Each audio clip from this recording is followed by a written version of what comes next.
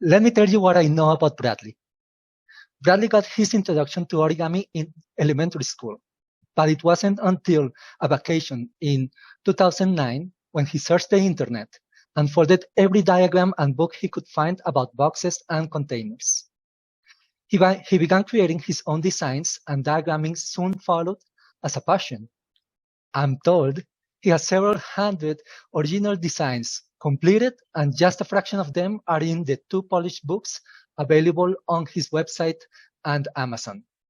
You can certainly check his website out as well as Instagram after our meeting today. But for now, let's find out what fascinates him so much about boxes and containers. Bradley will be teaching and demonstrating during his presentation, and we'll have time for questions and answers at the end. He assures me everyone will learn something regardless of your skill level or background. I saw a number of his creations in Bogota, so get ready to learn and have some fun. Okay, so first of all, let me show you. Bradley was so kind to actually send me his copies of his 2 books. So you're invited to check them out, and please buy a copy. They're very interesting. But today I'm not the star. So Bradley, welcome. Thank you. Good to see you, and I'm really glad to be here with you guys this morning. So just before we begin, why don't you tell us a bit about that passion regarding boxes? Why boxes? It was partly because, when I was in elementary school, and we had kind of, maybe International Appreciation Day, and they had different cultures in that. And so we had the Japanese festival of some kind, and that's when we kind of had somebody teach us a few boxes, or, like a little popcorn box, or we all learned the usual cootie catcher with a little, fortune teller type thing. And I was fascinated with that, the whole idea of containment, and I loved paper. I don't know why, I've just always been really interested in it. But I was eating sunflower seeds, and I have been eating sunflower seeds my whole life. Pumpkin seeds today, but you always need a little place to put those. So I love the boxes. I put the sunflower seed shells in there without, So that's kind of how I got started with it. But okay, so that's the beginning of it. But how did you move from that to hundreds of designs? Yeah, I was on vacation, as you mentioned, and I took a book or 2 with me, and I'll show you a few of the inspirations that led me into this, but I just love this idea of containment, a box that could hold something. And so I began to fold all those different ones, and I noticed things that I liked about them and things that I didn't like about the designs that I found online. And I said, gee, I'm going to see if I can create my own. And I found out it's not as easy as I thought, but it became kind of a puzzle. It's like a passion thing. And as an educator, I really believe in anything that you can do to enrich the mind, enrich your learning experience. And I believe that the same reason that kids who play piano, let's say, in school, grade school, it's not that they're going to be at Carnegie Hall someday. Parents don't have that kind of expectation. But for some reason, playing a musical instrument like that, something not necessary and difficult, the kid does better in school. They do better because they got more brain power. They've got more, neurons firing. And so the longer and the better we continue to keep learning and growing inside, the better our brains function for a lifetime. So that's part of the passion for me. Wonderful. Will we be hearing a bit more about this during your talk? Mm-hmm. You will. So if you're ready, let's begin. All right, terrific. Well, let's begin by sharing here. Let's see if you can make me what is it called? Highlight me. There you go. Spotlight me. Perfect. And I'll grab my pen here and see if we can begin. I will. There we go. And let me just make sure I can click on this and a little ink. So I can mark on here. Boop. There we go. Good. Well, that's right. Fold This Box. That's the name I gave to my books and my website and all of that. And I'm glad to be sharing with you. I live and work in Los Angeles, California, and I consider myself a student. I kind of started with a beginner's mindset. And as an educator, I really believe that lifelong learning has been my passion since as long as I can remember. For me, teaching and learning are just really nearly the same thing. And I remember I was like in 4th grade, and I asked the teachers for duplicate copies of the handouts from my teachers, because I was building a portfolio of teaching materials for future students. They chuckled about that, but, they obliged my wishes. And I spent the majority of my career in one form of education or another. Variously, I was a professor, digital media content provider, a curriculum developer, a subject matter expert, and a lot of different things. Today, I live and work in Los Angeles, and let's see if I can... There's my family, my wife and daughter. She is, in fact, a film and TV and game celebrity. And my wife and I are very proud of her. Just one kid there. When I'm not folding origami, I'm a life coach. I'm a hypnotherapist, a clinical hypnotherapist. I work with people to tap their unconscious mind so they can make changes. And I call that practice Pathways to Creative Well-Being. So that is what I do during the day, and it really, maybe you wonder, I wonder if he's going to put us into a trance. And I want you to know it's okay. I don't have to do that because you're already in a trance. You're always in a state of some trance or another. And when you go into the learning trance, or you go into watching television or reading a book, you're in one form of trance or another. And so what I invite you to do is to invoke the learning trance, because you're going to learn a lot today, and I'll give you an opportunity to do that. What are you doing every day to support and nurture your mind? That's one of the reasons that I became an educator, because I believe in that passionately. And that's one of the reasons I still do the work today. I do enjoy folding. I really enjoy designing. And I'll explain about that a little bit as we go along. As Gerardo mentioned, I'm going to be sharing a little bit, talking to you about the passion and preparing us for several different folding sessions that we're going to do during our time today, just depending on your background and what you're up for. All right. I mentioned that I taught 7th grade English. I've taught at elementary, high school, and college, and I got kids involved in doing folding in the classroom, and it's just another great way to get people involved, keep them learning, growing, thinking. And here's a couple of examples where kids are involved, they're engaged, they enjoy the tactile. And really what we do in what they call the pull-out classroom, right? The special needs, or the kids that need additional time and attention, not just rows of chairs like we all kind of went through. That's what we should be doing in all classrooms. We should be engaged physically, mentally, emotionally, using our whole body and mind and thinking and engaging with each other, because that's the nature, not to just sit in a classroom. But one of the ripoffs of Western education is the notion of graduation.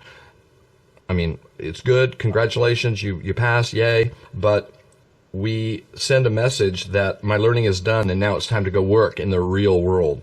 And we deprive ourselves of becoming and maintaining a lifelong passion, lifelong learning. So you are the exception to that, because you do enjoy folding origami. And I know that your friends think you're crazy a little bit for like always got something to, pull out and fold and all that. But it's, I don't care if I'm at a fast food restaurant, I'm going to pull that menu out, and fold something, just because it's not a nervous thing. But when I was growing up, they didn't have, as we say, they didn't have ADHD. That was not a diagnosis. We didn't have that term, but my teachers were like, well, it's WSIHS. WSIHS is what I had, and that is just something I made up. It means won't stay in his seat. He always busy, wants to stay busy doing something all the time. So let me remove this little thing here so I can get rid of that. Boop, the welcome off of there. Yeah, the notion of creative and the mindset of learning, creative expression, and anything you do that builds neural pathways helps you to learn. And at the beginning, I had a website, and I really talked about people, and I would say, build a better brain, fold this box and build a better brain. And that continues to be my mantra, but I don't use that term with anybody anymore because as a hypnotherapist, I don't believe that there's anything wrong with your brain. We just need to use it and engage it a little bit more.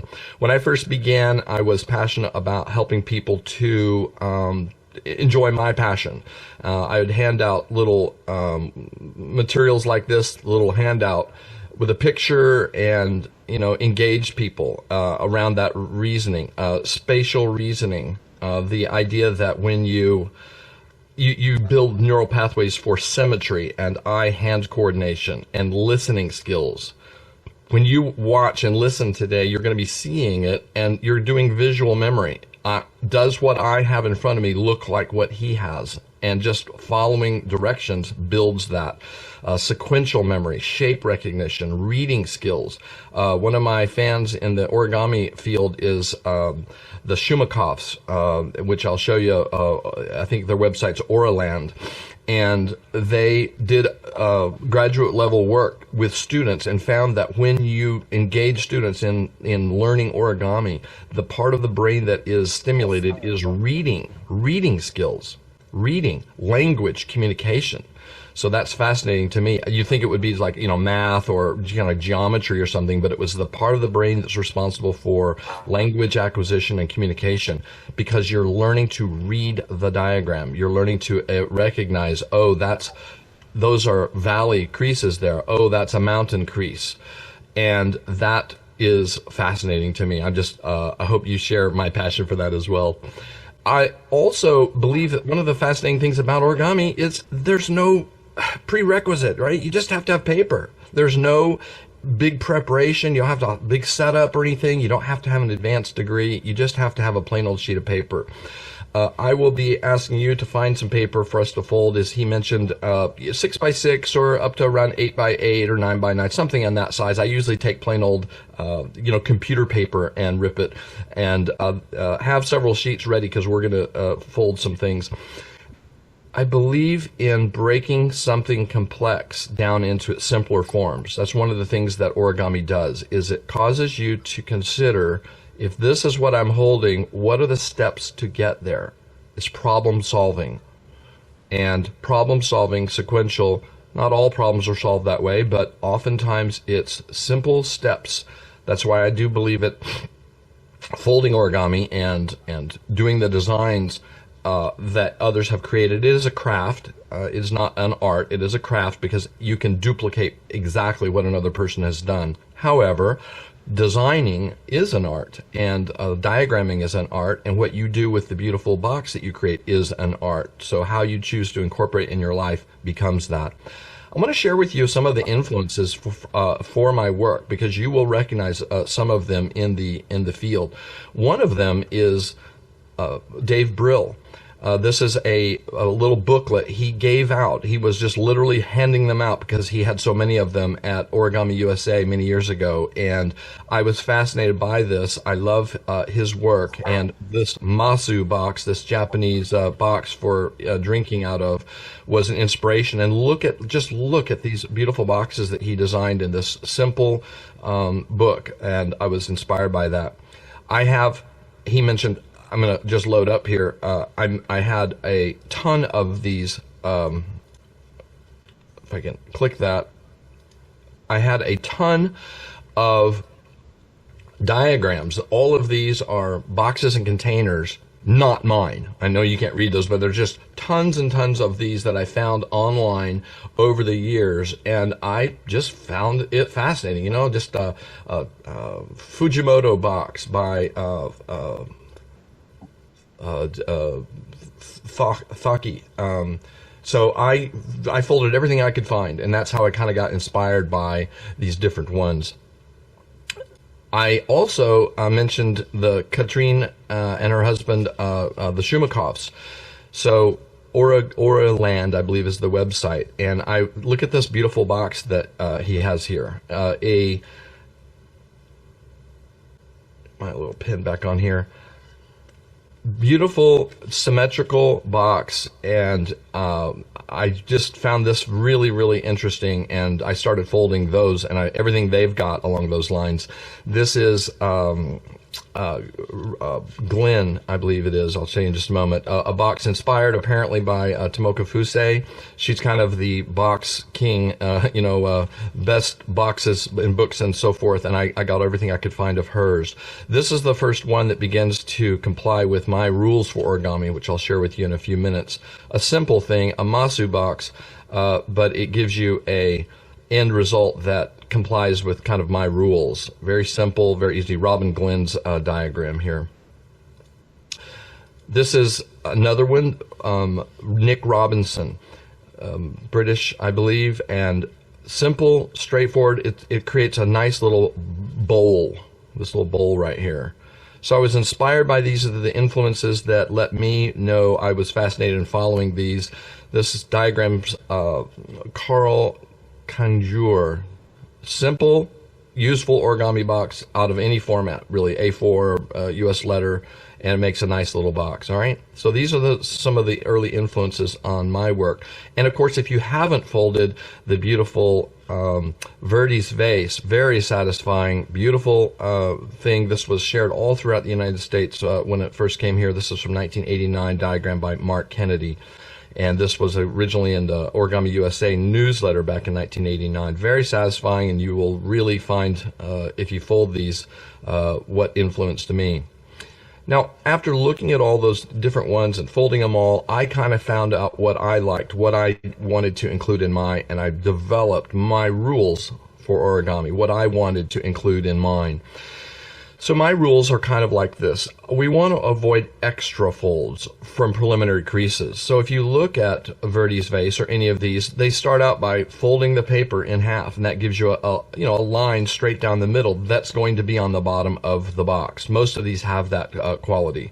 There's going to be a preliminary crease at the end because you started folding the thing in half. And I said, well, I want to make something that is gift worthy. You know what I mean? I want it to be like I can give this away and it's going to be like gift worthy. I want to eliminate or hide raw edges. So this is the edge of the paper right there, and it's right against the base of the box. So you're not going to, get a paper cut on that. But most of them, it's even folded under like a hem. So if you do, sewing, about creating a hem, you just fold it over on top of itself, and then that gives you that nice smooth edge. All single sheet designs. I don't do any multi-sheet or multiple, combining them. I love that that type of origami, but it's not my passion. So everything from single, it should be structurally sound. It can't just fall apart or kind of flop open. It has some kind of locking mechanism. And sometimes the paper choice greatly influences that. I've had my influencers and people who review my books say, you need to start telling us what type of paper you would recommend for this, because certain papers will have a surface tension to them, a certain kind of roughness that will allow the box to stay locked or shut. It should be repeatable. You've seen some origami people show off on their websites and books, and it's art. I mean, you just couldn't reproduce it. It's so complex. Hours and hours and hours. I don't have the patience, to 8, 10, 12 steps. You're going to be able to fold everything that I do in 8 or 5, 10 minutes, 15 minutes at most, because there's no more steps than about 8 or 10 steps to get that box. So it should be repeatable. Anybody should be able to learn it, and it should be fun along the way. It should be fun just folding it and creating it along the way. There's a kind of emergent quality to folding origami that as you go, you hate to keep going, because in the middle it's just so elegant and beautiful. And you're like, well, I'm going to take a picture of that because it's so cool. And showing another person. You don't have to get your friends passionate about your hobby, but it is enjoyable if you ask them, simply watch as and talk through you folding. and they will experience the joy that you do in the process, one step to the next.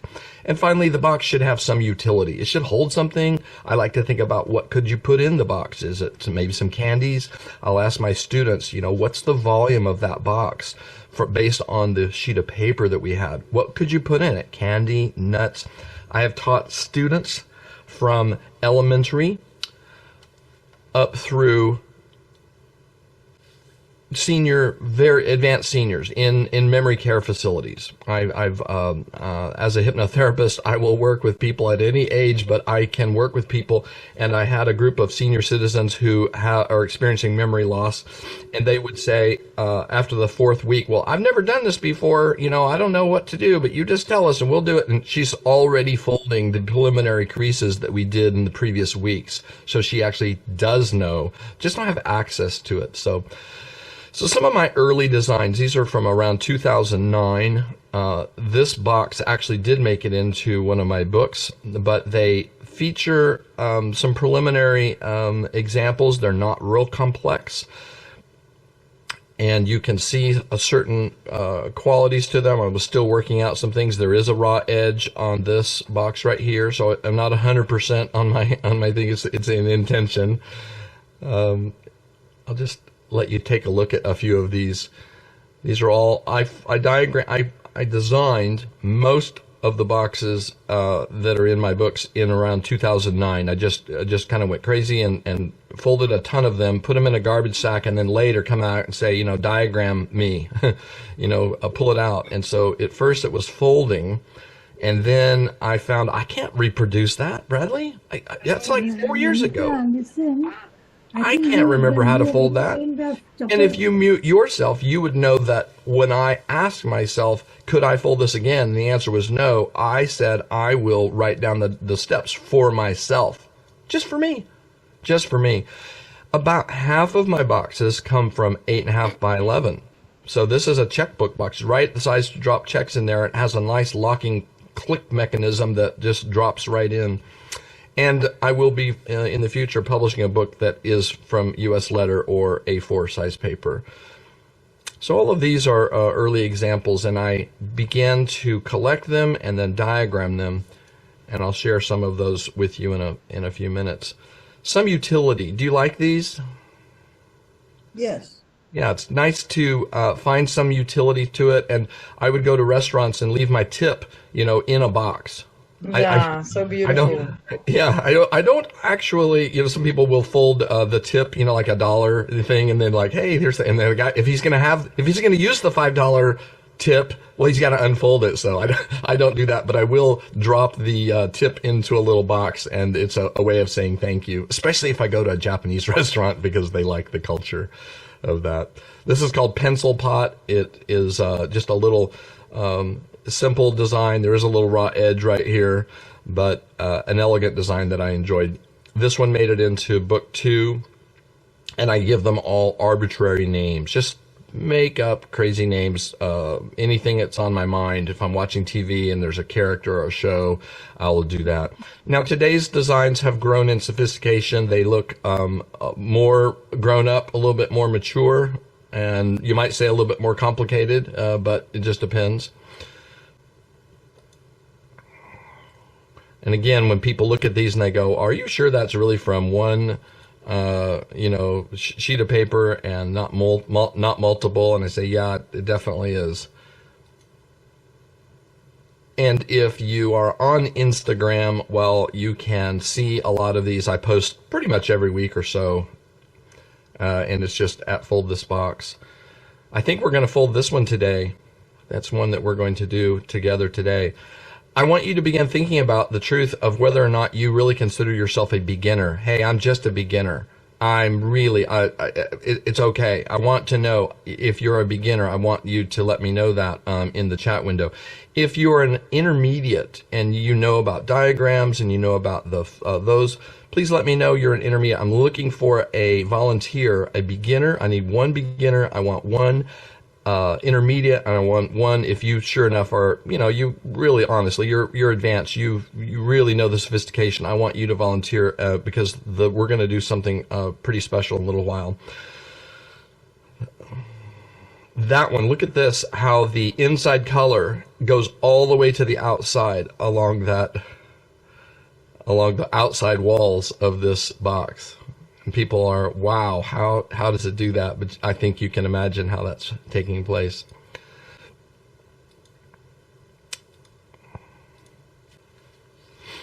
The photography helps to accentuate what we're doing, and the elegance and the style and the where might you find this box? What could you do with this box? And so that's why I mentioned that when I'm traveling, I go to all around the world. I'll put some boxes in the airports and the hotels and the restaurants and places that I go, and I'll just put a little thing on the bottom that says @fold this box. So if they are interested, they can follow. Now, there are 3 types of boxes that, as far as I know, 3 types that are in my books, and they are these type. An open box. You can just clearly see we've got a place to drop something in that open box there. And you have the large rim around it. A closable box. Again, no 2-sheet things. We don't have a separate lid that goes on it. That is the lid, and it is closable, so you can put your little goodie inside there and then close it. And then collapsible. Usually the collapsible one is open or closed, and then it will collapse to perfectly flat. You know, you could stick it in a book or your purse and then open it up again later. So those are the 3 types, and we're going to be doing one of each of those today. So why don't we do a folding session, and when we come back, I'll talk about diagramming and inspire you to think about how diagramming is as much fun as any of the other work. Perfect. If you are ready. So What, Bradley, let, you before, mentioned yes. you mentioned the volunteers, and actually three different people talked in the chat box. One Perfect. saying that she's a beginner, another one intermediate, and the third one advanced. One of each. Perfect. That's great. So we'll you come in and back in just a minute, and we'll do that. I am going to be just make sure you can see my folding surface here, okay? And I'd love to know. I do have some suggestions on diagramming. Thanks for that question. We will ask that. Use it in collage. Okay, so what is it? What questions do you have so far? I will take a quick, just on based on what you've heard so far. What are your intuitions about what you've heard?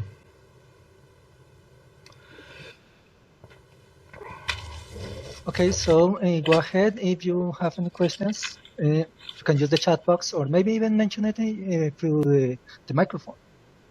Yeah. I'd like to say something instead of typing it. Of course. I found your discussion about the learning process of folding origami pertains to reading, and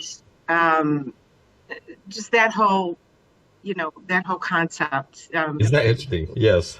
It is. And the other thing about it, and I'm not sure if you mentioned this, and I've been reading something myself, and that is how it's such a universal language and everybody can speak it. Yes. Yes. It's one of those things, if you find a person who, I almost prefer the person who doesn't speak my native language, and they understand that their only job is to fold what I'm doing. So I'll work with kids who have autism, severe autism, and they really are not capable of speech production. But I can ask them, okay, I'm just gonna do this. I'm not gonna do anything. I'm just doing that. I'm just asking you, could you take, basically, just do like that and don't do anything. Just do that and wait. And as they do that, and they understand there's a universality in following that simple direction. I'm going to make a quick adjustment to my camera so that it does not auto focus. Bear with me one moment. That? Excellent contrast. Okay, so what we're going to fold is one called Snapdragon. All of my boxes are pretty much intermediate. There's no beginner stuff in there. If I do fold a beginner box with somebody, I'll fold, like the little popcorn box from 8.5 by 11. All right, and but then I quickly go to this one. So this is what we're going to do now. You know how to fold a sheet of paper in half. That's simple. Just, go across and crease it and the lines down the middle. But with boxes, we are going to have the base and we're going to have walls. And so I want uneven division. So we're going to use the Fujimoto method of uneven division. And I carefully explain this in my books. But basically, I'm going to start with my color side down. And I'm going to estimate a third. Boy, that color is crazy. Is that any better? Let me see. Much better. All right, so what I'm going to do is I'm not creasing. I'm not doing anything. I'm just taking and putting it over here, and I'm making a tiny little mark right there with my thumb, just pressing it down and then opening it up. And that will leave this little mark right here. And then I take the other side over here and crease over to that and just stop and just go, Just put on there and let go. And now I have two little creases there. And I'm going to take the original one, this side over here, and come back to that new one I just made. And look, hey, miracle, it's exactly lined up. If it's not, it's off. We'll just split the difference. This is a quick way to get 1/3 division. If you fold in 1/3 and 5ths and these unevens a lot, just mark the surface of your folding surface, and you'll always know what that is. So again, I just estimated, just guessed. And when you guess, you want this side to look the same size as that side. You look at them and go, yeah, looks about the same. So that's what it is. And I'm going to go ahead and confirm that crease all the way through. I'm going to turn it over and we're going to go the other way. Now this one's easy because my big line is there. All I have to do is just... I'm using a little creasing tool. I encourage you to. Fingernails work fine, but this paper is not kami, it's a parchment paper, so it's kind of has a little bit of a thickness to it. We're going to turn the thing sideways. I'm going to repeat. Now one of the ways you can do this is kind of mark the third over here just by putting the corner to here, and you'll know that's the 1/3 mark. I typically just turn it sideways and repeat the process I did before. Just in case, let me remind everyone, I'm so sorry, Bradley. Please go ahead. Just wanted to remind people that if you need Bradley to slow down or to redo one step, just let us know. There's the chat box and also a microphone. Please, that's right. There's no first prize for finishing fast. It's a Zen thing. We're here to take our time and enjoy. So I'll ask my students, how many divisions, how many boxes, how many squares on that now? 9, right? So we went from 1 to 9, the divisions there. Just that is kind of handy. And Christina, as you learn to estimate and seeing symmetry, the more you do it, of course, the better off you are at doing it. And so it's just a sheet of paper after all. So if you get a little off, no biggie. You do that. I'll be talking about paper, inking and design and all of that soon, but this is my sheet of paper. I love how it's changing the color as we go. It's like one of those iridescent cars that changes. Okay, so if you're with me now, we're going to take a corner, the one that's closest to you. We're going to go across the street to the opposite intersection over there. I'm just going to lay it in right on that corner and crease all the way through. Nice diagonal. Open, rotate, repeat. Everything's symmetrical, so we're going to be doing almost everything we do. We'll be doing it the same number of times, and we'll be doing it repeatedly for a symmetrical box. I'm just going to crease this sharply so that the neater and the cleaner and the nicer your clean creases are, the nicer your final result will be. And we're not trying to make the most perfect thing, so if you're not perfect, it's okay. So, again, we just took a corner, went all the way across the street to the intersection on the other side, and we have all valley folds on the white side.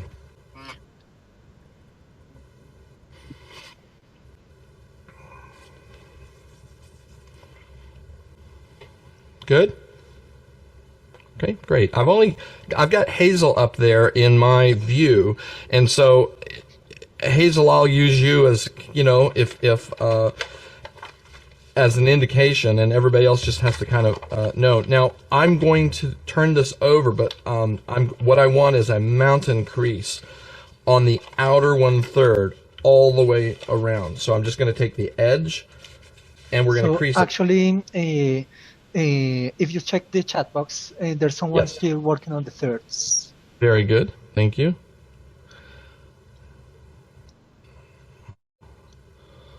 Folding in thirds. Got it. Thank you. So one of the ways that some people will do this is to take the sheet of paper, pick it up, and they will fold it like this and kind of look at it and see this edge has to match there and that one has to be on the inside. And you kind of, they call it the Z fold kind of method to get in there and see, oh, that's my third. When they're matched, you'll know that you have it just right. So that's another way that you can go about doing that. So because my paper is solid on this other side, one of the ways that I can get my mountain crease here is, it would be the same to turn the whole thing over, but I can't see this mountain crease very easily on that side. So one of the ways you can do it is flop down and take your edge and go to that mountain crease. It's real easy to see it. Boom. Just like that. I'm going to open it, I'm going to rotate, and we're going to do the same thing. It would be the same thing as taking the back of the paper and going edge to the 1/3 mark. Edge to 1/3. And we're doing a mountain crease all the way around. But see, I can't see that real well, so I'm going to do my little method here. Flop it up here, and I know where that is because it's the mountain there. So I'm going to go ahead and confirm that. All we're doing now is taking the paper and we're taking the edge and going to the near 1/3, and it's going to be a mountain crease on the white side. So as you know, that's just the same thing as turning it over and doing a valley crease on the colored side. All right, back to this side. I'll wait right here.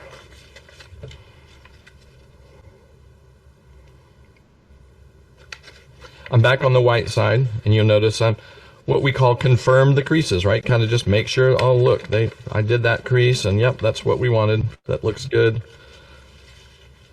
I'm going to take the corner, and we're going to crease the corner to the near 1/3. It's real easy to see it. It's just right there where those intersections are. So I'm going to crease corner to near 1/3. Nice sharp pinch. And if you want to combine the next step with this, you can take the corner and fold it back to the edge like that. Okay. It just saves you a little step. Let's do it again. I'll do this on these. Everything you get to do multiple times. So you're going to take on the white side my corner to the near 1/3, crease it sharply, and then take the corner and bring it back to that edge. There's no landmark for you to just, it should land in the center. If it's way off, you'll know that. Last one now, corner to near 1/3. I say last one, it's not. I've got the next one to do. This is the third one. All right, so there we go. Last one, corner to near 1/3. The mere repetition of doing things multiple times builds that memory. And verbalizing it for yourself. When you're reading a diagram or a difficult thing, talk it out. And let's see, he's wanting me to just talk it out, because then you add the verbal element to it. Better yet, share with somebody else. Let me work it out with you. Let me teach you how to do this. And that's how I learned how to do so many things, is just teaching it to somebody else. Not because I was an expert, but because teaching is a great form of learning. And I know our teacher in the room knows the truth of that. The more you teach it, the better you get at that information. So let's just take a look where we are here. This is what we've got. I wanted to propose if you went back all the steps just to explain. We started Absolutely. with this. After Great. that, great. We did our thirds in both directions. And that gives us this valley crease there. The next thing we did was corner to opposite 1/3, big diagonal all the way across the paper. And I'm just following the directions right here in my book on page 32 of volume 2. Okay, and then we turned it over, and I want a valley crease, edge to near 1/3. Edge to near 1/3, all the way around. And then back on the white side, we're just going diagonal to the near 1/3. And while I'm there, I'm just going to flop back that little dog ear for each of those. And if you want, you could start here with this, and let's confirm the creases, right? So that means I'm going to go to this outside. I'm going to punch it forward so that I can see what it's trying to do. And I'm going to let that dog ear stay in the back. I'm just confirming, no new creases. We're just kind of looking to see. And you see how the paper is already starting to conform. It's starting to do what we want it to do. And I want to focus on a mountain crease going across, all the way across. And there's that X. So it gives you this little accordion type thing. And just nothing fancy here, but I'm just going to take my finger on the middle of the paper and one finger, this finger, on this surface right here, and I'm just pushing it, and you see it will like lay down, just like that. Let's do it over here. I'll just take one finger.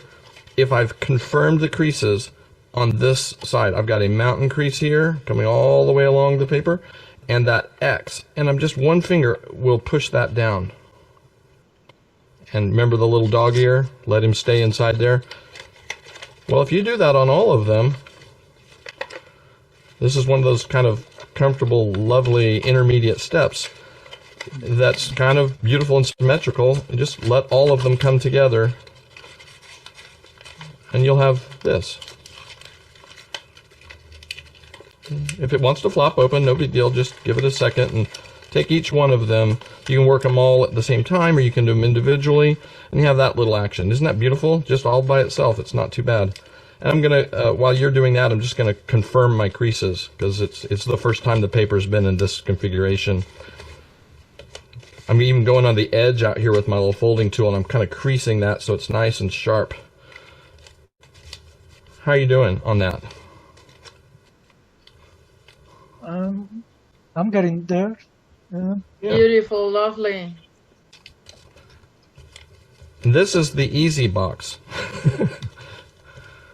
Okay. We're going to do some more. I'm going to probably demonstrate one of the more difficult ones and let you see me do it. Very good. Okay, so let's just see where we're going to go next. Now, Bradley's rules. Look on the bottom. No creases going all the way across. I do have some raw edges. Can you find the raw edges?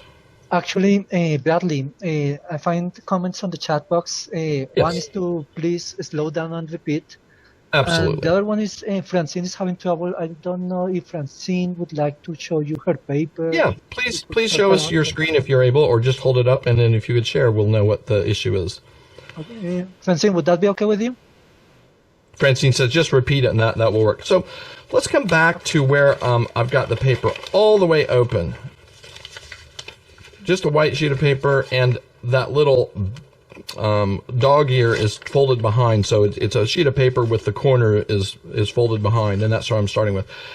And in order to get this paper to conform, I'm coming, and yeah, the creases are there, but this is not behaving. I'm going to punch it down so that it pops up. I can see the two mountain creases are coming together, and like just that alone, I want to make sure all four sides have that. So I'm going to punch down that center and then just kind of look at this and see, oh, I see, it's okay, mountain, okay, that looks good.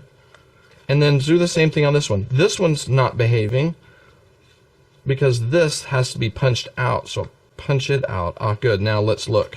And just work it and look at it and go, okay, yeah, that looks good. This is one of the reasons that I use a thicker paper. Parchment is a really excellent paper to work with. What doesn't tend to work very well is something like thin wrapping paper. You know, it's just so thin and shiny, and it doesn't have the resiliency. Cotton bond paper is it's almost what I'm using here. It's a parchment paper from the French paper company, and they make something called Parch Tone, and it's my everyday folding. So what I did was I just confirmed that, and we're going to just bring it in together, and this is the spot where we will go from. if I have Joan and Hazel and Oshani in Canada and Jackie, those are the ones I have on my screen above. So yeah, thank you for that. You can just like, yeah, here we go. This is where I'm at. We're good to go. Very good, fantastic. I'll bet you can tell what's next. It's not real hard. I said that we want to cover or conceal our raw edges. So take a look at. I'm going to put a corner toward me. This one right here is the one toward me. I'm going to focus on this little flap that's going inside that little triangle right there. This one right here on my right-hand side. There's a mountain crease there, isn't there? Right here. There's a little mountain crease. I'm going to take that mountain crease and I'm going to jam it up into this wall of that triangle.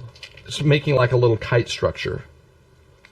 So again, you'll see it many times. So let me just show you from the left side. I'm going to take this little flap here,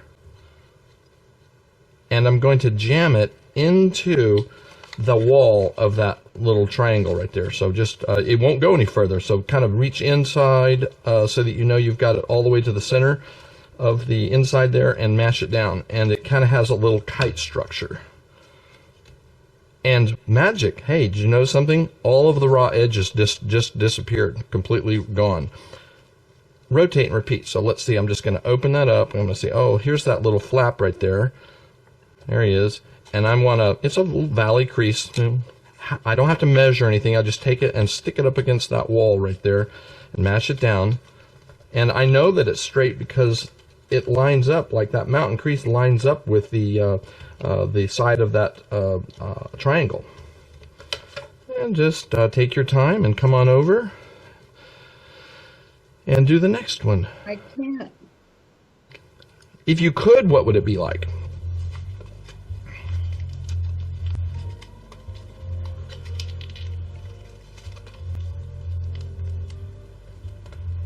Make your way around.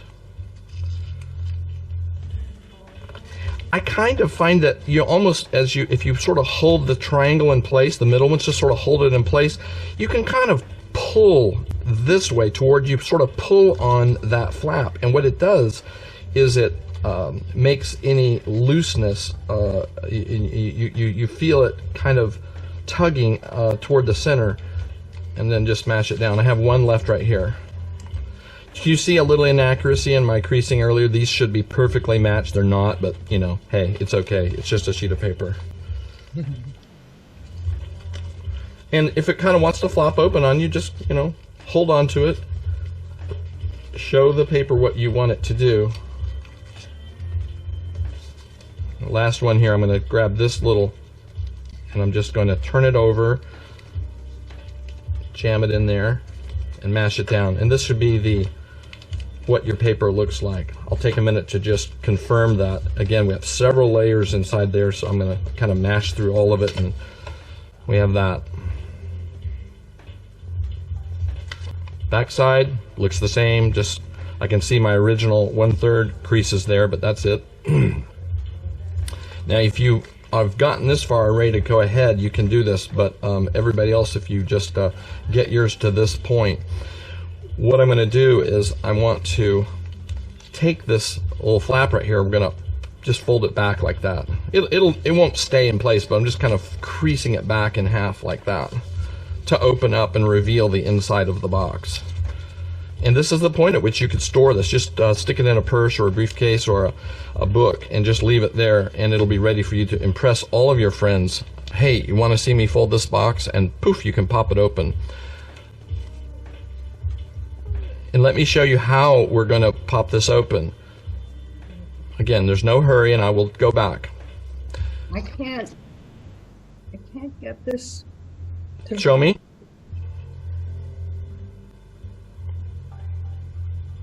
Do you need me to spotlight? Yeah, if you want a spotlight, show me anybody who's having a little something, and we'll talk about it. What are you experiencing there? Okay, who should I spotlight? Thank you.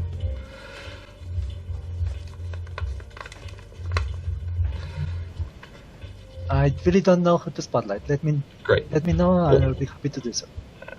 All right, I'm waiting for Hazel or Jackie or Karen to just show me you've got those little creases in there. Perfect. Hold it up. Very good. Thank you. Very good. You guys look great. Okay, so here's what we're going to do. I'm just going to hold this. I'm going to take my thumb and forefinger. I'm going to put my finger inside there, and I'm on a corner. Just pick any corner. I'm going to put my thumb and forefinger there. And I'm just going to hold that. I'm not going to let that go. And underneath, you see underneath here, you can squeeze these together. So thumb and forefinger, squeeze those together. How far? Till your fingers come together. Just stop right there and go to the next one. Hold in the corner and pop it open by squeezing the bottom structure. And how far? How far should you go?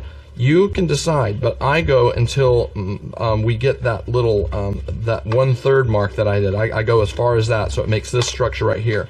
If you would like to crease it on the bottom, like, you know, kind of crease that, you can, or you might leave it kind of roundy. It's up to you. If you keep going, it'll get taller, and if you stop, it'll be just like this. Let's just take a look at it. This is the completed box. And so I'm gonna collapse it. This is real easy. You just put your fingers in there and pop that valley back out. There we go, just like that. Simple, huh? This is an easy one. This is one of my easiest, or one of the earliest boxes I did. It's called Snapdragon. It appears in volume 2 of the book. The diagram looks like this. Look, we followed those directions right here. 1, 2, 3. We collapse. You see a little symbol here, like the skiing symbol. It's like difficult. Hey, black diamond. A little bit more difficult task right there, and then we followed along, and then here's your end result. It's kind of nice, beautiful, finished box, easy to do, and you could put something in that. You could kind of close it a little bit, but it doesn't have that structure where it, you know, makes a finished crease. If you finish that and you've got a little box in your hands, hold it up and let's have a peek. And actually, there was a comment by Luna. If you could show once again the locking mechanism that made the kite shapes. Good. Let's take a look at it. Where those edges are when you after you collapse it, each of these little flaps right here are out. You'll have a big triangle here, and what you're doing is you're creasing underneath. So inside, up underneath that triangle, this continues right to the center there, and so I'm just folding it inside, making this little kite type structure. That's what holds the box and keeps it from flopping open. And then after I, you know, bend this back, well, then the deal's done. It's not gonna lose that after this. Okay.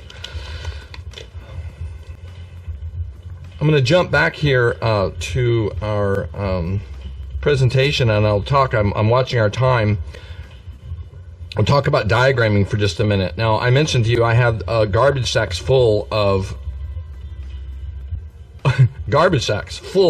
boxes. It says ID and diagram these. And my wife's, you know, oh, did you throw that thing away? That's not garbage. Those are boxes. So I literally have dozens and dozens of boxes sitting around. This is just one of the boxes sitting here, and I label them and put numbers on them, and you know, you'll just see the different ones that I have done, and I have literally hundreds and hundreds of original designs that are just waiting to be diagrammed, and that's how the book becomes the new thing. This one is in the book, but it's similar but much different than some of these others. So diagram these, Bradley, and we'll just zip through these and give you a taste for what that looks like. I keep a spreadsheet of the names, number them 1 through a gazillion, the date that I created it, and then what is the nature of that box? Is it have I diagrammed it yet? The bottom of the box that we folded just a moment ago, is that what you're wanting? I think you're wanting this. That's what the bottom looks like. There's not much there. It's just, you'll see my mountain crease right there. That's going to be, when I pop it open, that's going to be this right here. But there's no preliminary creases left. You will have this visible, but any collapsible box will, by default, it will have some kind of thing. But most of the other ones don't have any preliminary creases left over. All right, let's go. This is a similar box to that other one, and this is a pencil diagram number 102, and you can kind of just see how I penciled what the steps were for me. And because it's based on 1/3, you can see there, this type of paper works very well for graph paper, because I can precisely know where it's going to go. And I didn't even do that good a job of numbering these, but hopefully I can follow that pattern and get the thing back. And that was always the challenge for me. Could I read my own diagram and get the thing back again? 2008, called Peaky Box. Never made it into anything. Just to give you an idea, there's the pencil diagram and then the final one. Kind of a bowl type structure. Same thing here. That's from US Letter. There's that pencil pot. And I taught this and teach that because there's really just like 4 or 5 steps, the whole thing. And it does indeed make a nice little container for pencils or crayons or what have you.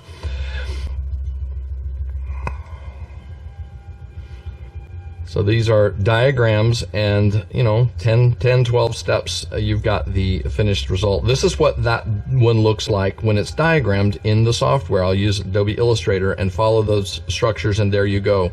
This one is in volume 1 of my book. Taylor gives you this nice little pop-up box.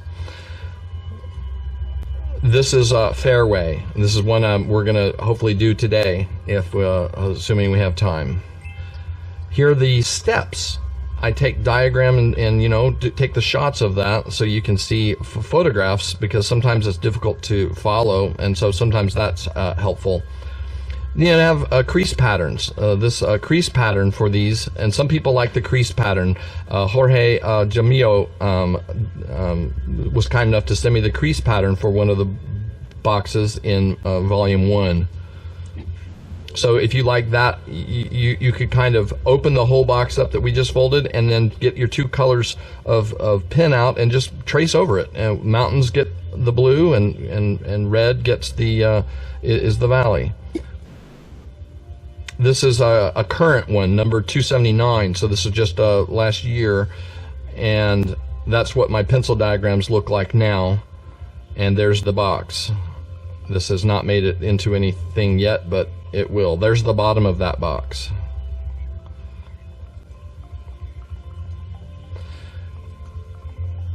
This is called Cornwall. This is in volume 1. And it's a pretty remarkable box, that one that you see right there. My first book kind of looked like this, or my early drafts of the book. This is what volume 1 looks like, as he showed you a little while ago. And this is volume 2, and there are 25 or so models in each one.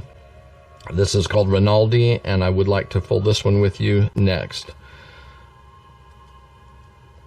These are, again, some of the models from that one. I'm going to talk about paper for just a minute. This is what traditional papers look like, but they're so busy. For a bird or something, it could be okay, but I did use a lot of traditional papers for a long time, but then I started doing my own. And you've probably noticed that my paper has all of these amazing, textures and stuff to them. So I'm just going to show you briefly what my coloring process looks like. There's some India ink there at my utility sink. And there's the paper. This is elephant hide and a sheet of paper that's that parch tone. And I've got some clips there, and I'll simply clip the paper down on my material there, and then here are the completed ones, a little out of order there. But I'm inking them. I'm just putting on some gloves and inking the paper on one side and getting that textured, multicolored look. And then I'm taping them. You notice that I've taped them down, or using little paper clips, because if you don't, the color, the moisture will cause them to curl tremendously. So this is curling up, and so I'll pin them down on my ping pong table in that case. There they are sitting there waiting and drying out in the outdoors.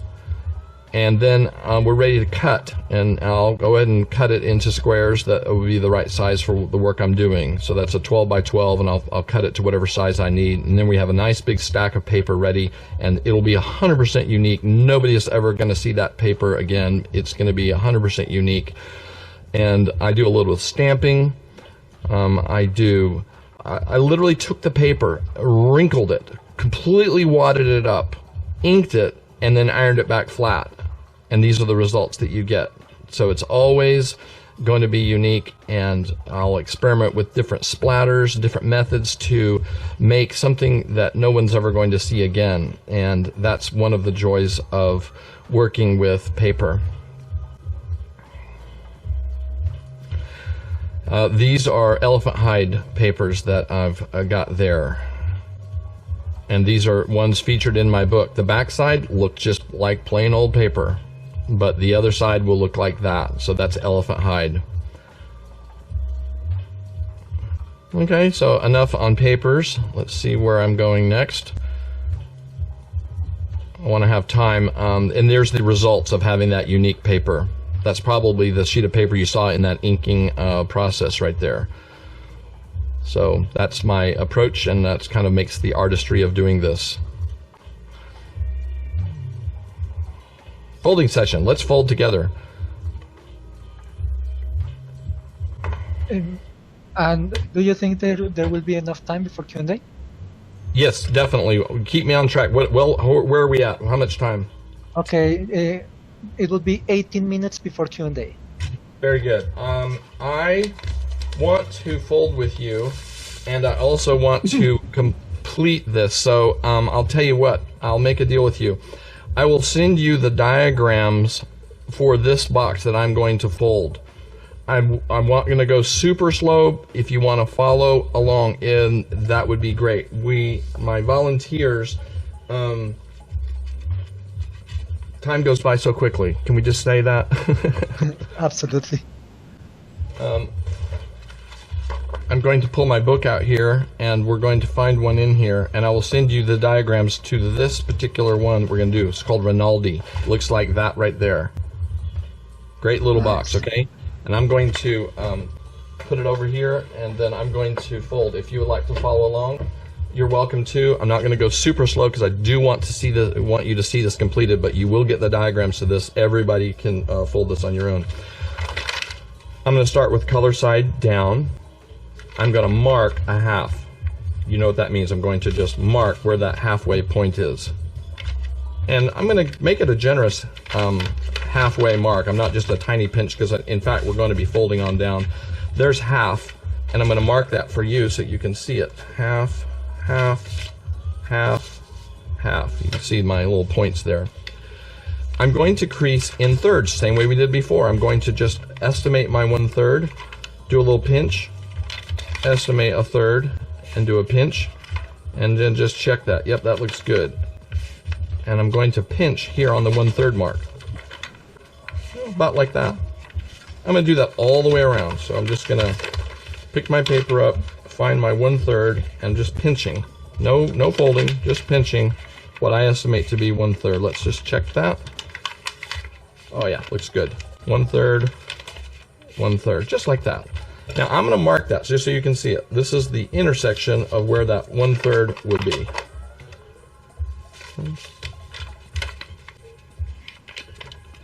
There it is right there. Oh, a little off right there. Let's see if I can get that. There it is right there. The reason I want those marked is that I'm going to crease now. Not just marking, but I'm going to actually do my creases here. So what we're going to do is I'm going to go halfway on the halfway mark that I marked before, and I'm going to crease down to the 1/3. There's that 1/3 right there, so just crease that. And do the same thing here. Halfway on the other way. Just creasing through the 1/3, creasing through the 1/3. Just like that. I now want a mountain crease right here on that 1/3. So I'm going to turn it over, It's really easy because it's already marked for me. My 1/3. And I'm going to go how far down? All the way to the halfway point. I now have a mountain crease right here. Mountain crease. Let's do the same thing on the others. Mountain crease all the way down to the halfway point.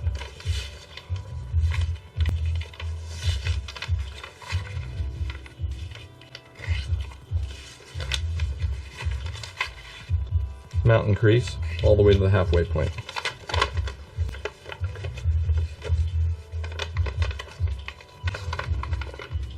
Just checking myself here. Yep. Yep.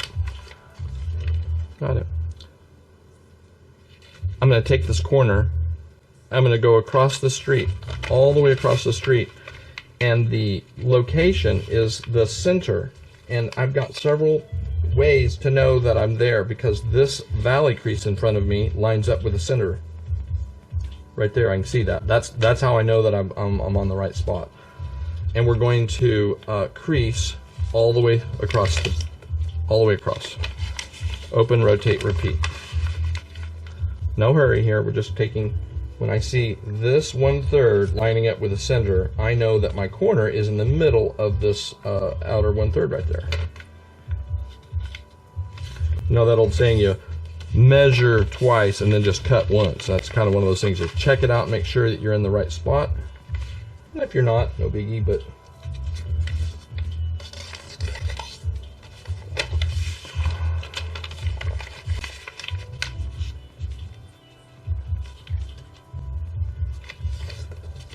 great. The next thing I'm going to do is take my near 1/3 and I'm going to crease it down into,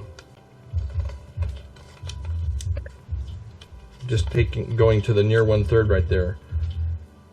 And then I'm going to take the corner and crease it to the line I just made and flop it over. Well, you'll get to see it again. I'm going to take the corner and crease it to the near 1/3. Open it up, and there's a nice valley crease right there, and I'm just going to crease to that point and turn it over, and you get that little shape. So fun. I'm going to do it again.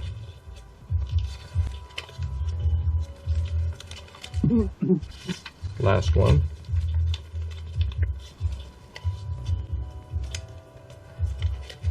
This is what I have.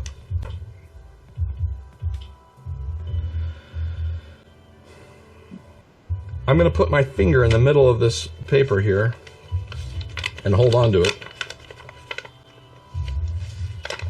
I'm just checking. Remember that long mountain crease there? There it is right there. I can see it. I'm just finding it. Okay, magic moment, right? I'm going to swivel all of those mountain creases kind of simultaneously. There's 1, 2.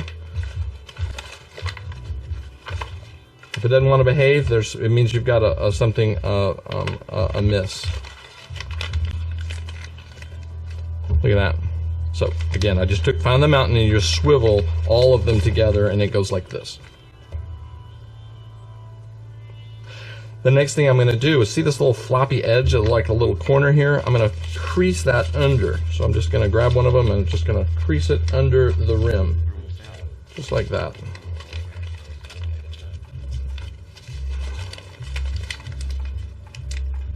All 4. It's now creased under the rim. A little inaccuracy right there, kind of a big inaccuracy, so I can kind of fix that up just a little bit. I'm going to take the corner right here, and I'm just going to, through all layers, crease it right like a dog ear. In, through all layers, and out. Open and open. The base of the box is kind of there, but I'm just going to confirm it by picking up this rim and rolling it forward and showing the box that that's the base of the box. So it's going to flop up just a little bit like that.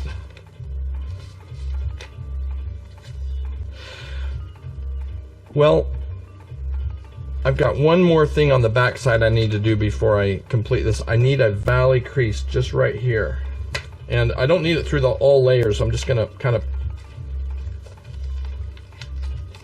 create a little valley crease. It won't be there, but you can add this little valley crease just from here to the middle of that structure right there.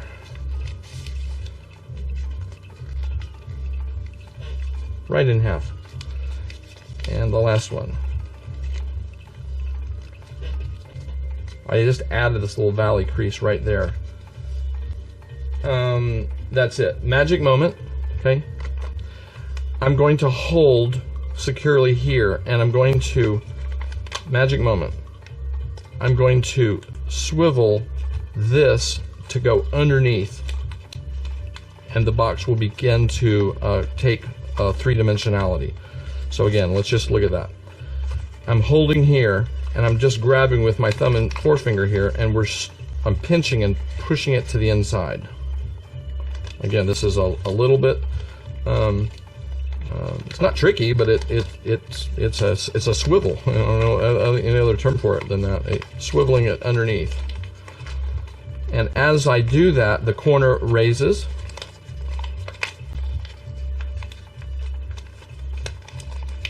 Just like that. Now, we're not done, but you can see the box beginning to form there. Looks pretty good. And let's just look at what happens. That little structure right there, I want to fold that down inside the box. So it's already done. We already pinched it. So all you have to do is just crease it in the little triangle.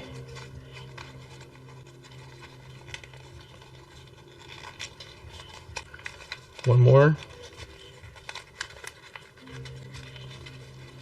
Just gonna fold that under.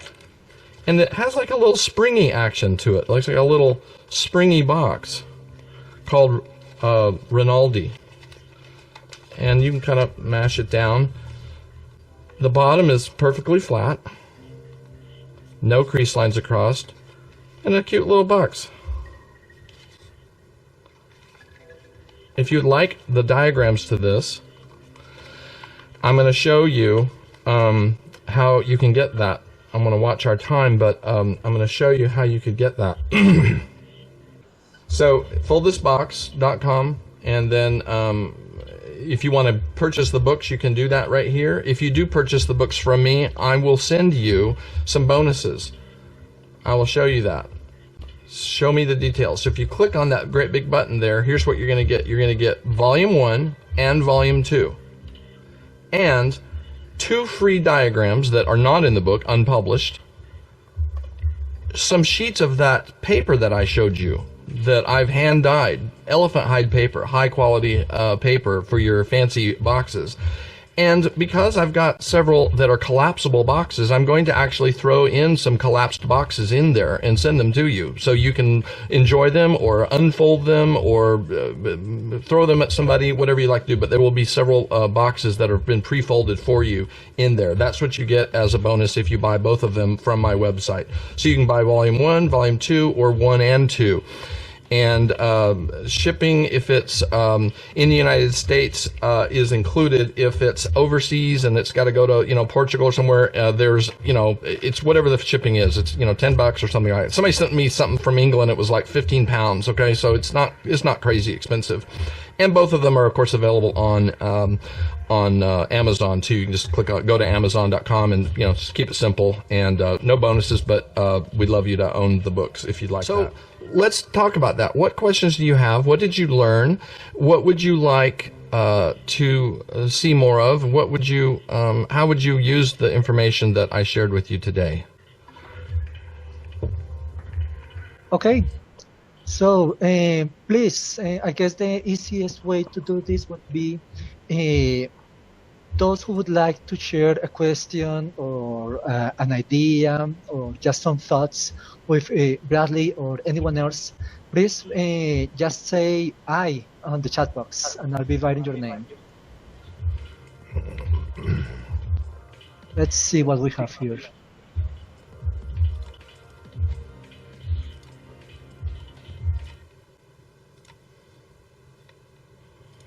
Okay. Okay, so we have Christine, Suzanne, and Christine, Suzanne, Christina, and Ashita. Let's start with them. So Great. let me stop spotlighting first of all. Where are you? Okay. So, okay, in that case, let's begin. Christine, please go ahead. I just wonder, have you made much money with your origami design? Lessons? A little. Or did you just make even? Mostly not. Yeah, thanks for that question. I hope to become rich and famous someday through origami, but until then, I just enjoy sharing with others. I have only a couple of times done a live presentation in which I was paid, $50 to come out and do a presentation or share with them, just a stipend. I do offer trainings over Zoom live with anybody who wants to do it, and it's my passion, my joy to do that.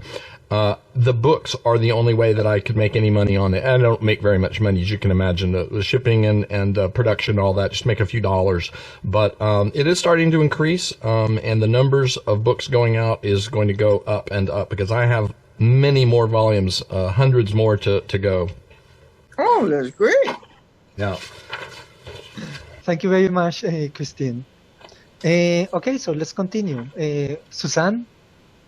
Hello, thank you. Yeah, I was working on doing the mountain folds on the Rinaldi, the mountain folds that go on the third point to the 1/2 point. That kind of swing around and rotate. And I missed the step of then you did some large diagonal folds. Could you please show that again? Yeah, in fact, I'm going to get you this, if I put my thing here. This is if you spotlight me real quick.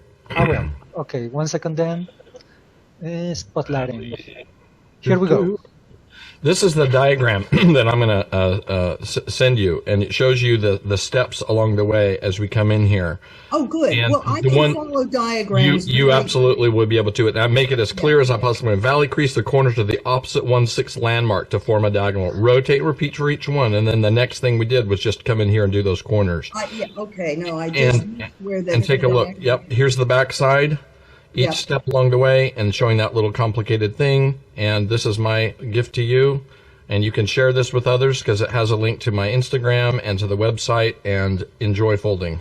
Okay, so we just say we attended your session and could we please have that if you fill out that little form, I think it actually sends it to you automatically. Okay. Automagically, it will send you that this diagram. Yeah. Okay, good. And while we're here, I'm just going to show you. This is my color index of boxes from my collection. So these are in order. Somebody mentioned about the name and the number. So number 100 Damascus, and that's the particular one.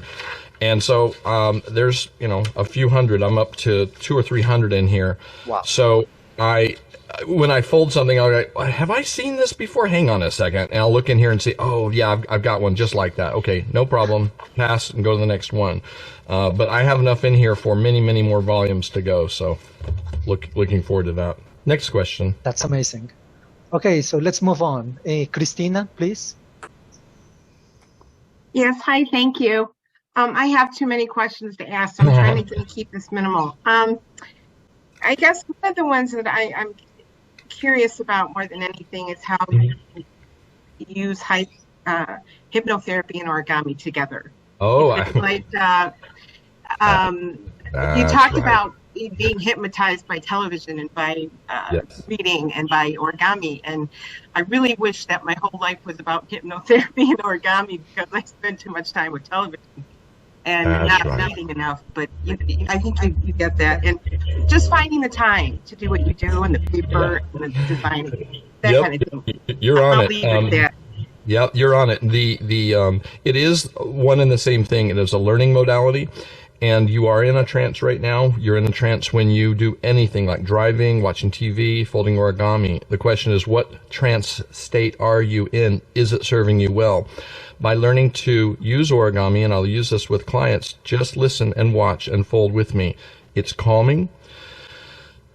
It causes us to slow down, take a breath. This is not a race. There's no hurry. There's nothing to do. You just enjoy the process of learning, growing, and becoming. And in the minute, you have created something from nothing. It gives you the feeling of creation. It gives you the feeling of having started kind of from nothing, and in a few minutes you have something of beauty and joy.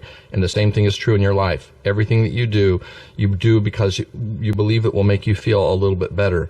And the creative act that gives you the opportunity to do that. So learning and growing is, whether it's origami or new skills or eliminating old habits, it's all the same process of learning and growing. Thanks for your question. If you go to bradleytompkins.com or any of those, I'm not hard to find, and there's a lot of resources out there. I'm a meditation teacher as well. So.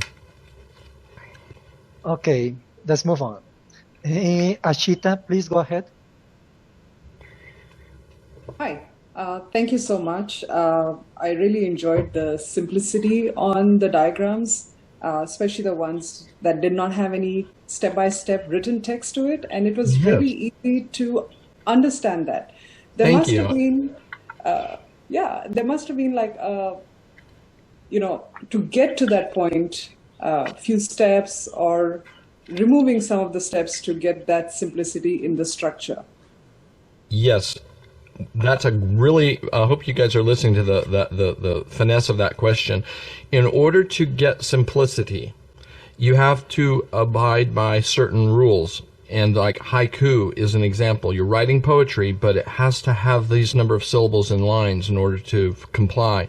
And that's what makes it both difficult and interesting. And so by just starting with those base rules, no leftover creases, no raw edges, it must hold together, it must have symmetrical value, and so on. I'm eliminating a lot of preliminary steps and leaving us just with the minimum required to get that. It does take another minute to kind of do the pre-creasing, but it eliminates a lot of additional things that end up showing up on the box. And so you're right about that. Some of the steps, I could write it out, and I do have the written descriptions in there, but many of them that I'm doing today, there's no written on there. I've got a number of them that if you would need to be an intermediate folder and understand what those lines mean, but you simply follow the steps and you will get that result. And I agree with those on Origami USA who comment that the more explanation you have to give written, there's something missing a little bit when if you could show it just diagrammatically or a photo, that would be great. So. Thank you. And I also wanted to add one small thing, that the way you engage the audience in terms of small little puns, it is quite an interesting way. And I made some mental notes for myself. Oh, wow, that's a good way across the street. Or this was so much fun. Let's do this again. Yes, exactly. Everything should be joy, and it should be fun. If it's not fun and it's hard and complicated, that's why I don't do these 500 step things that take 2 hours. The amazing dragon thing. And somebody asked about modular origami. I did do a ton of modular, and I don't do any modular origami today, and none of my designs are modular. All of them are single sheet designs. In fact, it says that on the book. Single sheet designs for the origami box lover. Okay, Ashita, thank you very much. Let's continue. Linda, please go ahead. Hi there. I was curious because I need to organize, and I have no idea how to start some of the models that I've designed. What's the best way to document them? And you had started to show us your spreadsheet, Yes. how you document that. Yes. And that would be really helpful. And I don't diagram yet. Yeah. Allow me to show you how I go about doing that. I'm going to share my screen or overhead if it's there. And this is 3 ring binder boxes, 300 through 300 plus. And I'm just going to open up randomly in here. These are not completed. In other words, they're not diagrammed. This one's diagrammed. Okay, it looks great. Here's one though where I have it on sheet of paper, and I'm simply marking mountain crease, valley, just like you saw me do. And then here's a crease pattern for that. And then I took a photo of the darn thing with my iPhone. Whoops. I took a photo with my iPhone and just printed it out, and I taped it on here. It was literally a piece of tape and taped it on there so that I know if you follow those steps, you should get that box. Okay. And then I just number them. I just gave a random name to every single one of them. I just made up names based on streets in Northridge, just arbitrary names so I keep track of it. And then my wife said, "Oh, I love that. I love this box. You've got to name that after me." And I said, "Okay." So that when I publish that, that's going to be my wife's box, Kath. And yeah, sure enough, it's very very nice. And these are just street names, but that's the method by which I organize them. I can't keep track. Okay, nobody could keep track of that quantity of boxes. So at least this way, I have one box, a name, a sheet of paper, and I probably will throw the box away. I just can't keep that many here, but I can reproduce that. And so I go in Illustrator, and here it is in pencil, and then I follow the directions and go in Illustrator and diagram it like that. And I'm not super talented at that, but it seems to work okay. And then, there you go. So that's the method that I which use to do that. And then my little index that I showed you, the pile, is the color index, and then the name and the number appears in there, so I can go and find it. And in those boxes I have stored, I have boxes stored, and they'll say 300 through 320. And I go to the U.S. Post box, they have these boxes that are for shipping, and they'll just give them to you. And so I'll just put them in there and then shut it, and then I can pull that out later. My wife's hoping that I'll, eventually give them all away, throw them all away, and then, we won't have so many boxes stored around. But it's a lot. Thank you. That's really helpful. Yeah. Wow, that's amazing. And I must confess, I don't have the space for that. Yeah. Okay, let's move on. Why did you ask for the 3 levels of experience? You were going to say something about it, Luis. What I was going to do, and I can still do this, but to demonstrate easy, medium, and difficult, I am prepared to create a brand new box that's never been done before live with you to show you the design creation process, so that you'll know that you can do the same thing. It's not difficult, but I'm following the same rules, and you could get that same result just by, following next. Okay, any other questions? Please do. That still sounds very interesting. Well, I'm going to defer to our host on time and what's possible. Okay, we might be able to extend the meeting a little bit for those that could continue.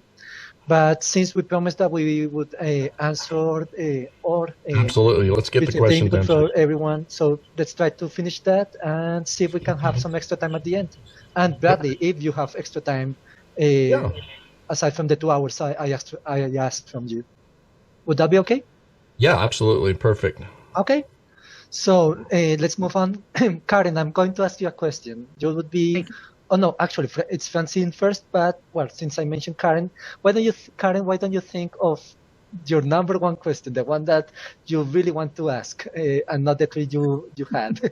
Sorry about that.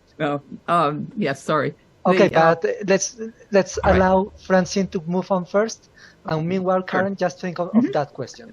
Okay, Francine, what was your question or your comment? Sorry, yeah, I just typed a bit of comment on that it was I couldn't keep up. That was all that I kind of said it already. It wasn't really a question. I was just trying to fold, and it was too fast because when you fold, I have to have my eyes on the screen. Absolutely, yes. It's the next step, but then I also need a bit of time to have my eyes on my paper and fold it. Just in case, Francine, there was like a bit of silence between every time you explain it. Yes, if you're trying to show us something, Francine, your webcam is actually turned off. If you are trying to show us something. I don't have any. I gave up on both. Sorry. Okay. I don't have much to show you. But thanks for the. But no, thanks. I'll try and look at the instructions that from the website. Yeah. Yeah, you can check those out. I have a YouTube channel also called Fold This Box. It's got a number of things on there. I need to do more. They're kind of old. Some of them go back 10 years. But I will be adding more on there. The first box that we folded is up there, called, I think you call it Snapdragon or Daffodil. And, that's just very old, but it is up there. And if I do a good job, I'll get some more, videos loaded. Perfect. Thank you very much, Bradley. That would be wonderful. Yeah, thanks. Okay, so now, Karen, what's the single question you would like to share with us? Okay. First, if you'll forgive me, I was creating while you were talking Good. now. So here is, can you see this? I'm very bad at left and right. Ah. So this is, Yay, beautiful. I'm sure you've created this in the past. It's so simple, an obvious outcome of. Would you mind showing it one more time, please? Yes, of course.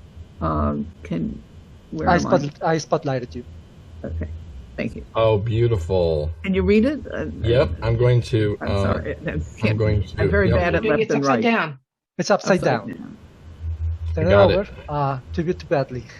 Wonderful. Thank you. That's beautiful. And it's a testament to the generative process. You generate new things, and that's what feels good. That's what's so fascinating about it. Good job. Thank you so much. What I need to do is add the date, which is something sorry.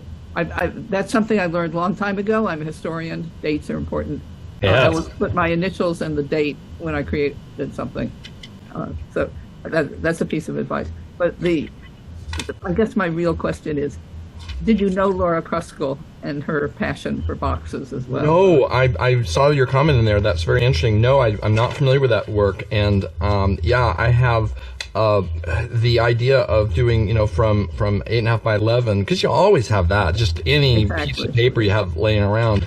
And I follow the same rules for those, and we'll look at that sometime. Yes. Well, the problem is that Laura created so much faster than she could do anything else. Yes. And she never published, or very few of her models have published. Wow. Unfortunately, many of those are in big egg cartons in my garage. So, oh my goodness. And Kathy von Iverson's garage. And you send them to me, and I'll diagram, and we'll publish one in her honor. Oh, you don't know what you're starting, but yeah, I will do that. Yeah. Reach out to me. Hello@foldthisbox.com. Hello@foldthisbox.com. Got it. Will do. Thank you. It was a wonderful session. Thank you so much, Karen. Appreciate your comments. And that's very, very kind of you, Bradley. Wow. Yes.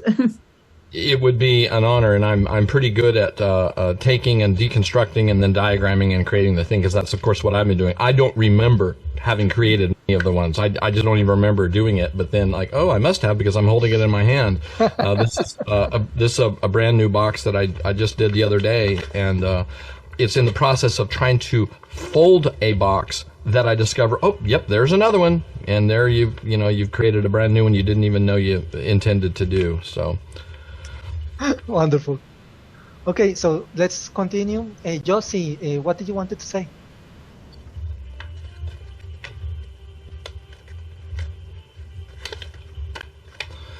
Hi. First of all, thank you very much for the session you gave us. I learned a lot from you. And my question is, from the hundreds of boxes that you have, what is your favorite one? I have several that I think are in that category of favorites. I think one of them is, if you highlight this, you will see, but it's in volume 1 of my book. Excuse me. And the ones that have, I don't know if you can spotlight me here, but this is probably one of my favorite boxes, and it appears in volume 1. And let's see, it definitely did freeze. Yes, it did. Exciting. Yeah, it certainly did. Yep, it did, and that's okay. We will Yeah. Oh, OBS is probably you're just getting over work today, so that's all. That's right. Thank you for that question, though. But the one that's in the book, it's called. It is called. Well, I've got the book here. Yeah, it's called Cornwall. Page 45 of my book, and you will see why these complex-looking ones. Cornwall is. It has a dramatic, it's a little bit difficult to fold, but it has a dramatic collapse moment, and it's enjoyable to fold. That's why I enjoy it so much. Okay, let me see if I can show the book in that case. Let me see if I can get me back up here. Did I fire this off again? He just saw out. Okay. Yeah, it froze. I don't know what... California, where it's warm. We've got a season. Well, while you fix that, I'm going to show that page of the book to everyone. Right. Yes, thank you. Of course. Okay, so I can't see you, but this is Cornwall, page 45 of volume 1 for this box. Can everyone see it? Yes. Okay, so are we understanding this is your favorite box for now? Yes, thank you. Yeah, that's the one. I love that. Which is also in the cover, as I can see. Yes, right it's on the front cover there. Exactly, here it is. Wow. Bradley, let me invite people to the future activities while you work on your camera, okay? Perfect. Okay, so everyone, we will be doing a last activity at the end, as Bradley mentioned, but let's take this time to invite everyone to our future activities. So, as you know, what we're doing today, this is called the Foldeas hands-on presentations, or Foldeas. I actually forgot the other name, but it doesn't matter. So next one will be in 2 months, and will be 1 second. Let me spotlight myself for everyone. Okay, here we are. Will be in 2 months, the first Saturday. So we're talking about Saturday, May 6. Saturday, May 6, and the guest speaker will very probably be Chris Alexander, which many of you already know. He's from California, USA, and has published a wide variety of books, but he's probably particularly famous for his Star Wars origami. So he has also been with us more than once as one more participant, just like you. So I will let you know more in detail about his talk when we're closer to the date. Once again, that will be on Saturday, May 6. And let me remind you as well that we will have one more origami gathering, as we do every 2 months on the first Saturday of the month. That will be next month, April. So I'm talking about the 1st of April. 1st of April, Saturday. Some of you will be volunteers to teach different origami models for everyone else. And as usual, I will be sharing this information and inviting you to be volunteers or simply to attend through our email list. So some of you are already members of this email list, and those of you who are not, I invited you to ask to be part of the email list with the form you filled to participate today. If you ask to be a member of this email list, you will be receiving an email from me explaining what you will have to do in order to become a member of the list, which is pretty much just to add me as a contact on your email account, and whitelist me as well. And I explained how to do that with the email, which is actually some steps that Santrupti, who's here, had helped in making like 1 or 2 years ago. Thank you, Santrupti, for that. And if you ask not to be included to the list, I'll probably just send you one more email with the follow-up of today's session, and probably the diagrams that Bradley promised to share with all of us. Yeah. Okay, that's what I wanted to share with everyone. And now it's once again Bradley's time Remember that we will extend today a few minutes after what we promised. If you can stay, that would be wonderful. If not, that's okay as well. We understand. Absolutely. Well, awesome. I'm back. I've got my camera, and hopefully it won't do anything weird and goof it up. I would like the beginner that volunteered, the intermediate, and the advanced folder all to unmute yourself, and we will. I want your contributions. I want your feedback. I'm going to create something brand new that's never been done. That's just. I'm confident in that because every time I fold, I come up with something new.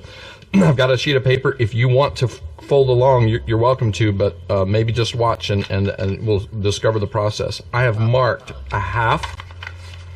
I marked a half on both sides, so I know where the halfway mark. And then I'm going to take and do a quarter, marking that.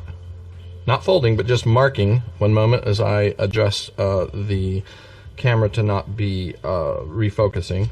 While you do that, let me remind who volunteered, just in case. Thank you. So, as an advanced folder, Lydia, I hope you can help us.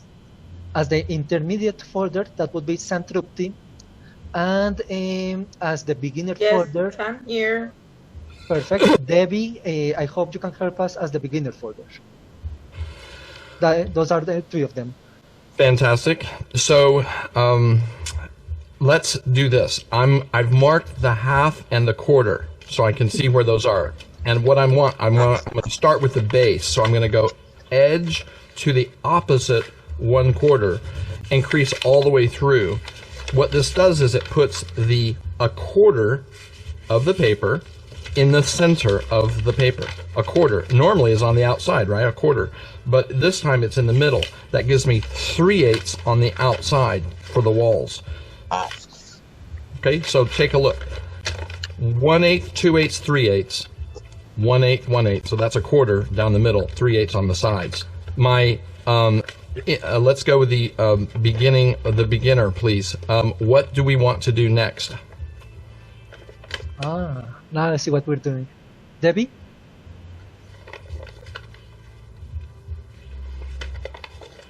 What would you like to see? We need probably a diagonal somewhere in here. How shall we do it? Okay. Debbie, I'm going to ask you to unmute yourself. There we go. Debbie, so what step would you like to add? You fall too fast for me. Oh, it's okay.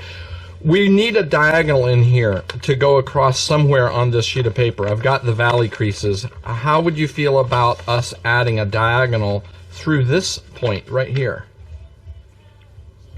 You good with that? Can we do that, Debbie? So let's just check. I got Debbie, my beginner. Intermediate is who? Intermediate is Santrupti. Santrupti. What's the name again? Santrupti. Why don't I write it down? Let me write it down on the chat box. Thank you. And just in case, Santrupti, let me know if I did something wrong. And I missed the N. Santrupti. I love that. S-A-T-R-U-P-T-H-Y. And advanced? And advanced was Lydia. Lydia, perfect. Is it Lydia or Lydia? Lydia.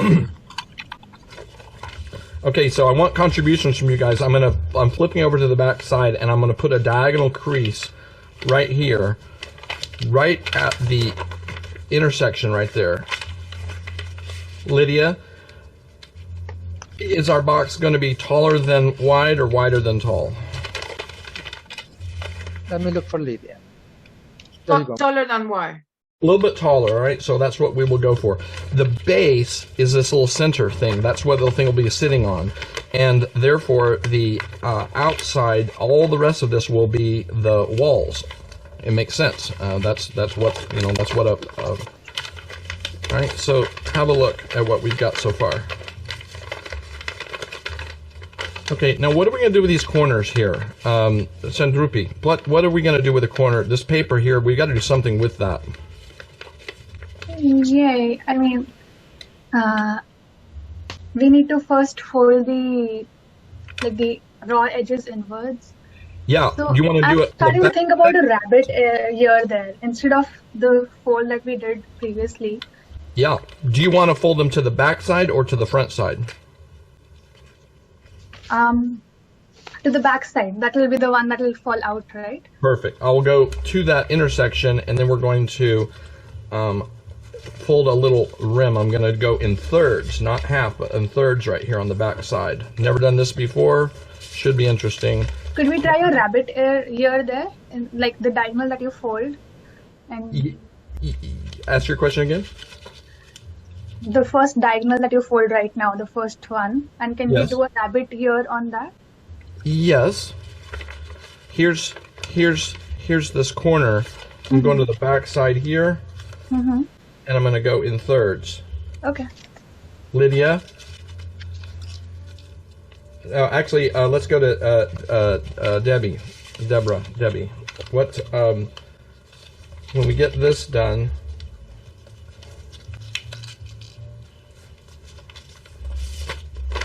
what are we going to do next?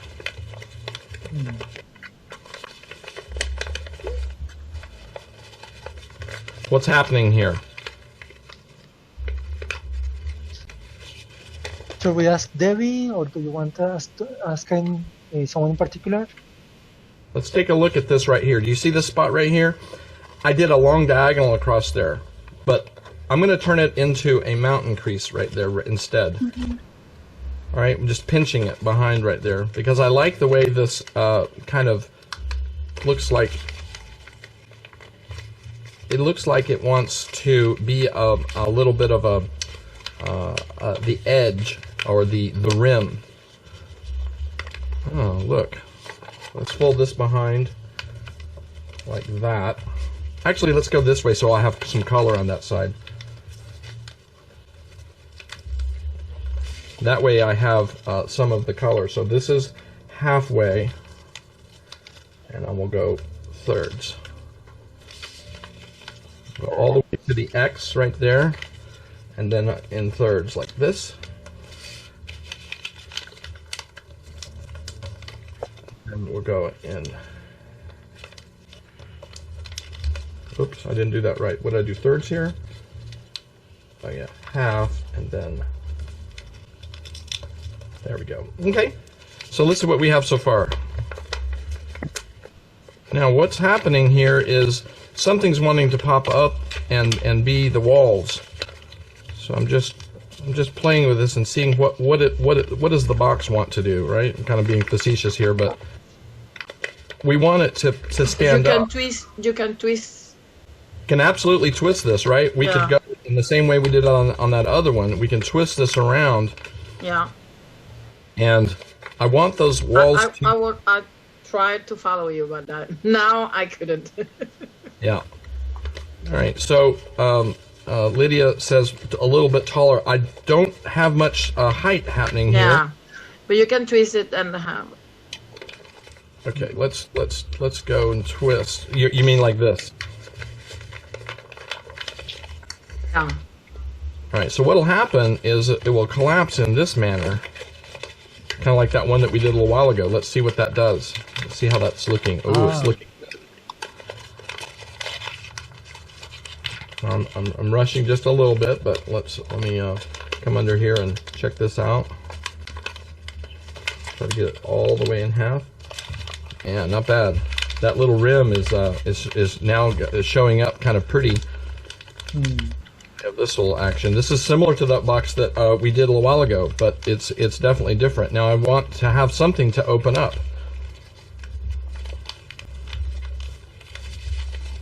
So I'm going to go and fold these back, and we had just the opposite effect of a tall box. We ended up with a little squatty box, but let's just keep going and see how we're doing here. So if I fold those back, not bad. I'm getting this action.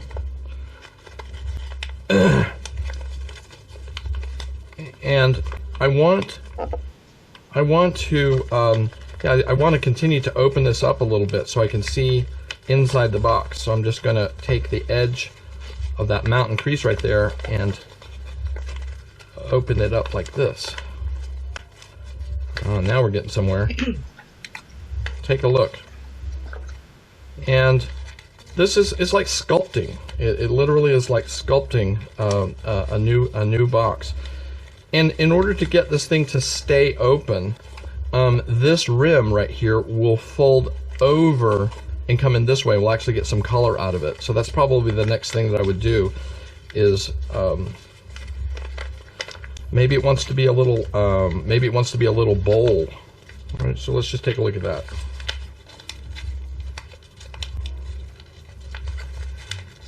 And maybe you can lock it using the borders.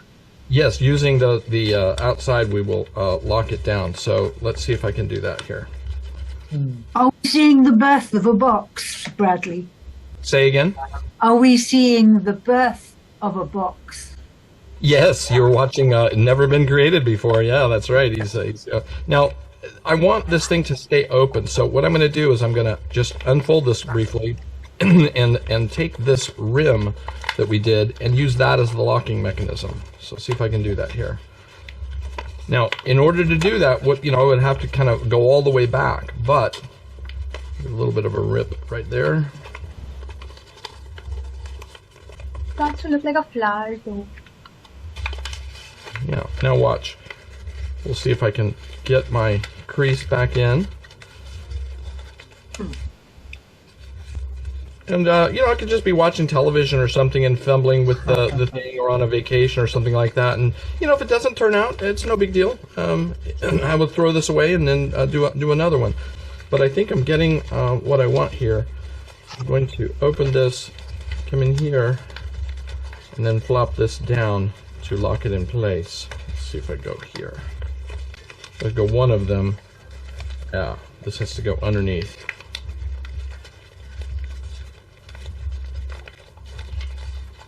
Yeah, so that will work, and maybe I do a little diagonal underneath there. So this is the method by which I, go create a new box, and just look at it and say, hey, what do you like about this? What's working well? I just get one side, one corner working and coherent and beautiful, and then just duplicate it for the others, or leave that. I like it, but I want to do something different. Try it on this, and then find which one is the best of the four efforts on the outsides, and then take the whole thing back to flat. Find the one that you liked. I'll actually mark it and go, hey, this is the one I like. Boom, mark it with an arrow. Like do this one on all the others. Unfold it, and then see, oh, I can see I don't need that crease, I need this crease, and let's try it again. Start all over and see if I can create it. In 2 iterations, half an hour, you'll have a completed new design, and then I will mark it, diagram it, and share it with others. So what I'll do is I'll finish this up and diagram it, and then I will send it to Gerardo, and he can pass it along to you, this diagram, and we will call it, let's call it, you get to pick the name of it, Gerardo, you can pick the name of the box. If you would like to name it after the name of the group, that would be great, and we'll publish it in the next book. Okay. Gerardo, because he's the one who started all this. Yeah, exactly. Gerardo, exactly. That might be the name for it. So okay. hope you can appreciate. So this is what this is probably what the great idea is going to look like. Thank you very much. Thank you, Bradley. Thank you for the idea of the Gerardo box. A lot of work in the last few years into all these groups, and we all appreciate it. Absolutely, it means the world, and you guys, there's just so much that there is to share as a community, as a group. I hope that you enjoyed learning and growing and folding, and then sharing my passion specifically with boxes. And I hope to see you again in a future event. Excellent. Thank you very much. So much. It was wonderful. The boxes look like flower. Yeah, it has a little flower type. Yeah. So just before we say goodbye, I wanted to ask you a question, Bradley. Mm-hmm. So I noticed that you tend to use all 4 sides for symmetry. So what you were doing on one side, you say that what you liked, you would like to repeat it on all 4 sides. Yeah. Have you tried not to always be that symmetrical? But for example, do the same thing on the two opposite sides? Yeah, I have a number of them that are not symmetrical. Most of them are symmetrical, and I'm fascinated with symmetry. I have a number of books that specifically talk about symmetry.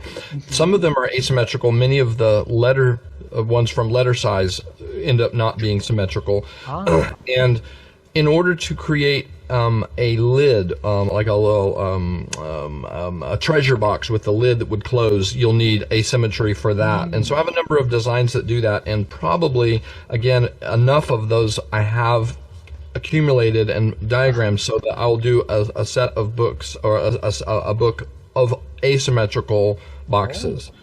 Yeah. So some of the future ones to come out would be all from letter, asymmetrical boxes, and just the next set of complicated looking ones. So I kind of appreciate the comment that was made about the many undiagrammed, unshared, unpublished. My goal is to get these done so that they're out in the world and people can enjoy them. And because I may not want to do this in 10 years, I may not be ready to sit and diagram and stuff. So my goal is to just get them done, get them out so people can enjoy them. And I'll be, I'm pushing in on retirement, and I may not want to, so that's my goal. Okay. So that's pretty much for today. Bradley, thank you so much for your help. Everything was wonderful. Fantastic. Thank you, Bradley. Thank you, Gerardo. As usual, Thank you. Excellent. Very nice afternoon session. Thanks a lot. Merci beaucoup. Dankeschön. Nice to share with everybody from all Thank you. over. Thank you. That was wonderful. Absolutely amazing, you guys. Okay. So thank you very much, Bradley. This was one wonderful session. I'm glad we did the last activity of seeing you create a new model. I can't wait to see it once it's ready, and I'll be sharing it with everyone. Will do. Okay. Peace and blessings, everyone. Bye for now. Okay. Bye-bye. Bye, everyone. Thank you very much. Bye-bye. Bye, Gerardo. Bye.